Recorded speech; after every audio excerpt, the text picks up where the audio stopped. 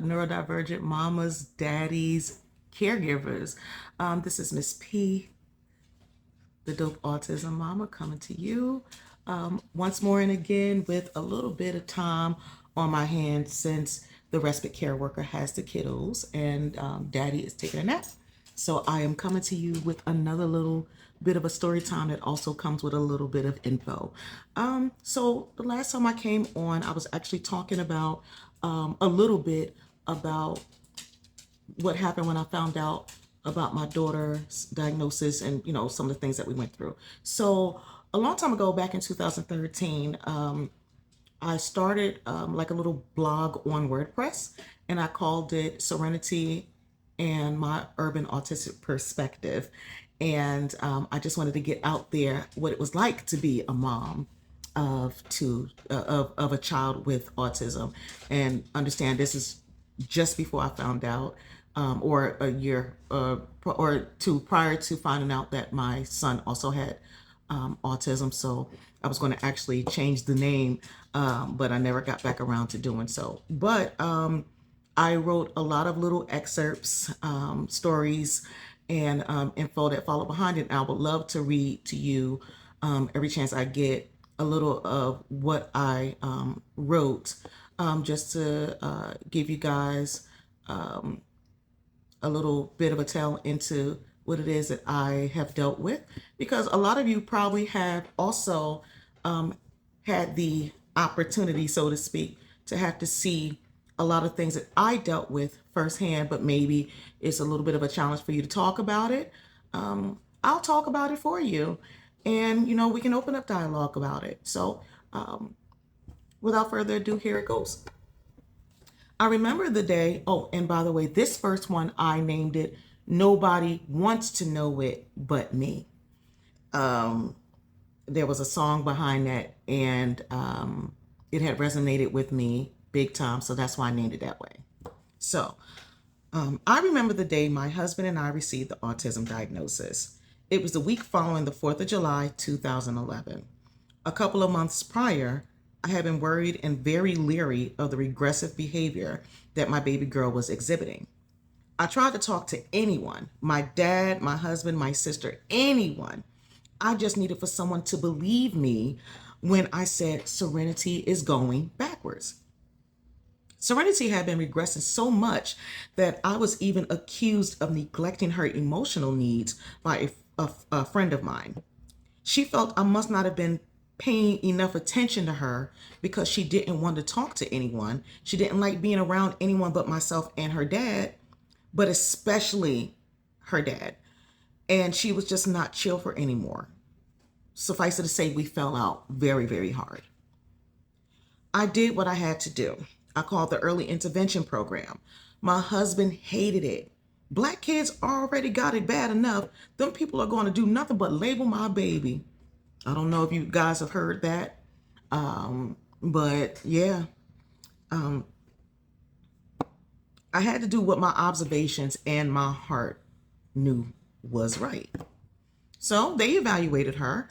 Then we had to take her to the Children's Hospital on Lyons Avenue to meet with a pediatric specialist. Out here in New Jersey, we have the Children's Specialized Hospital. Depending on where you live at, you might have something similar, and ours was not far off. There's a lot of offices around the state of New Jersey, and ours was right in Newark, so thank God for that. The diagnosis was made. She was diagnosed with autism, and my husband couldn't deal with it. He cried, and I made him leave the office. Then I cried.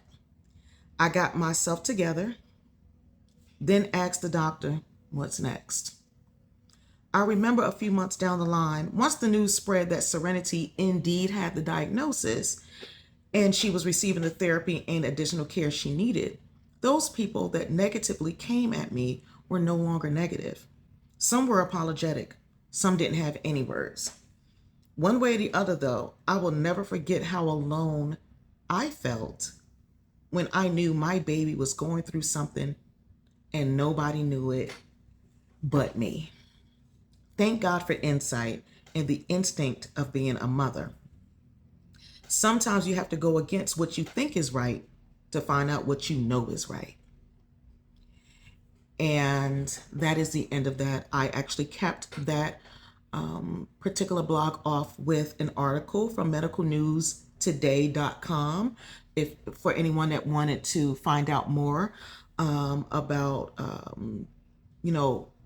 finding out what may be the signs of autism. And it was called the earlier identification of autism, just to put it out there for you guys. So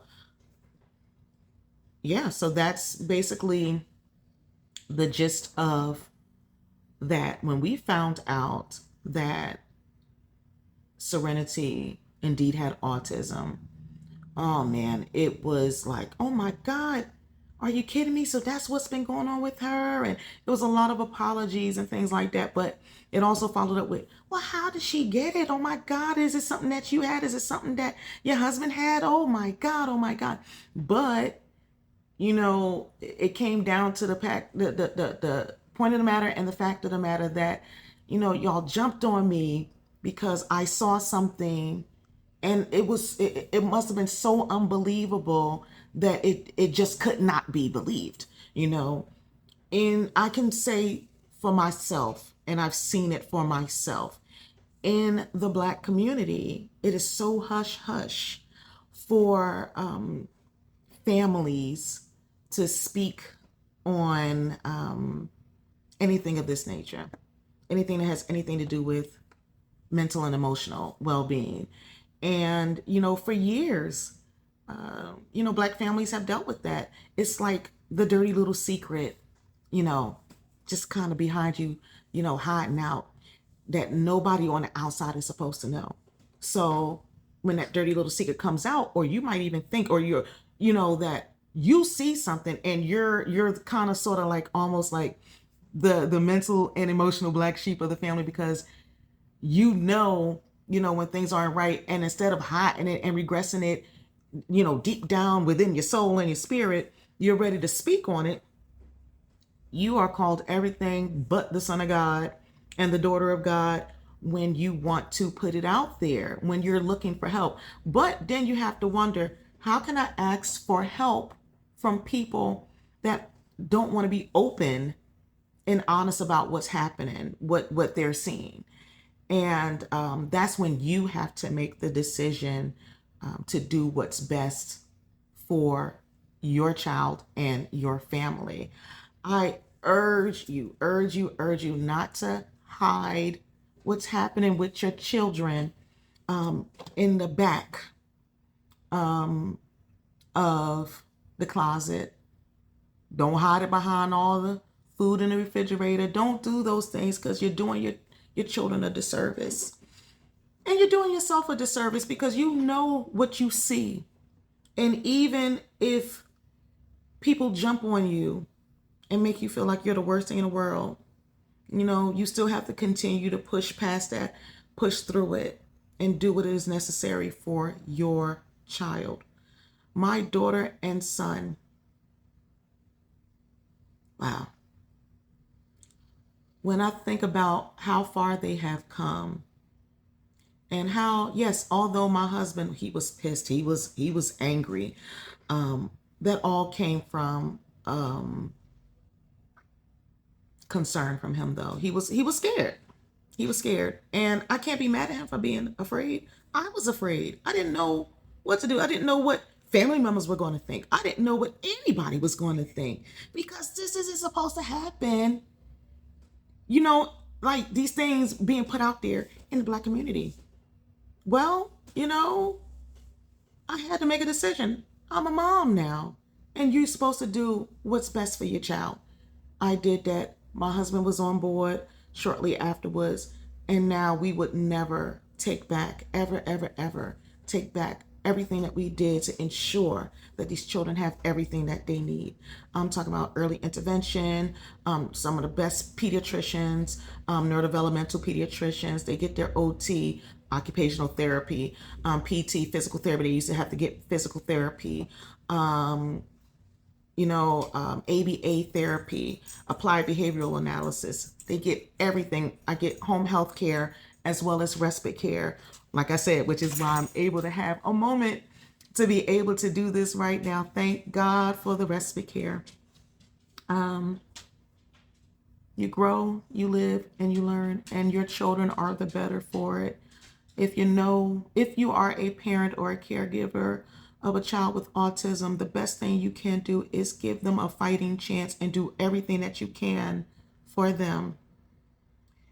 If you know of someone or family or a mom or a dad, oh, that's my dog, sorry, that is having a time with adjusting to what it is that they think they know, help them make the best decisions and tell them to get to the pediatrician as soon as they can.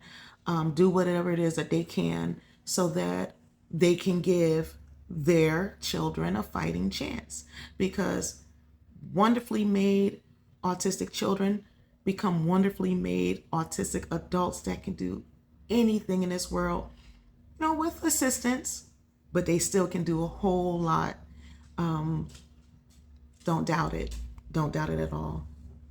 Well, this is your good sis, Miss P, the dope autism mama.